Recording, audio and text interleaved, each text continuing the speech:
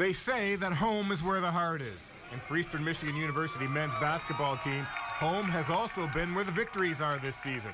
Hello, everyone, and welcome to Eastern Michigan All-Access. I'm Trevor Thompson. Coming up on this episode, we go all-access as the Eagles look to keep up their recent surge at home against Buffalo.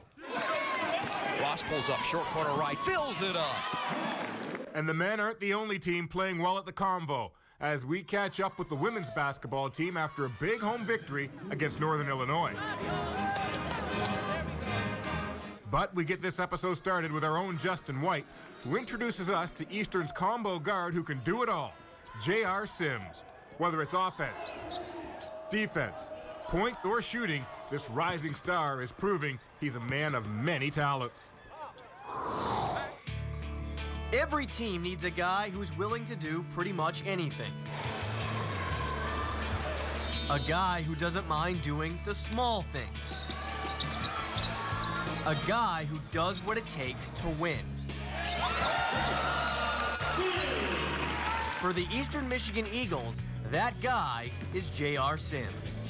He's the ultimate glue guy. He's done a tremendous job bringing energy and effort to the floor throughout the season. He's played 3 positions for us, from point guard to shooting guard and also small forward in the back of our zone. So anytime you have a guy like that that plays multiple positions, also brings a lot of energy to the floor, you're excited as a coach to have him. Sims doesn't put up big numbers in any one category. He just does everything well. A scorer in high school, Sims has made a niche for himself as a defensive specialist for the Eagles. As a guard in Eastern's 2-3 zone, his job is basically to make life miserable for his opponents.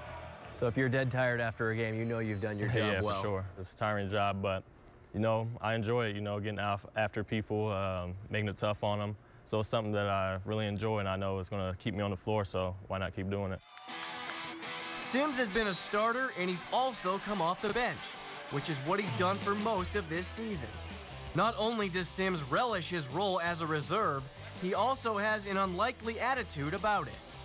When you're on the bench, you have to be in tune to what's going on while you're sitting there watching. You can't be just sitting there and just be wondering, when am I going to get in, when am I going to get in? You have to know what's going on, because you never know what teams are going to do.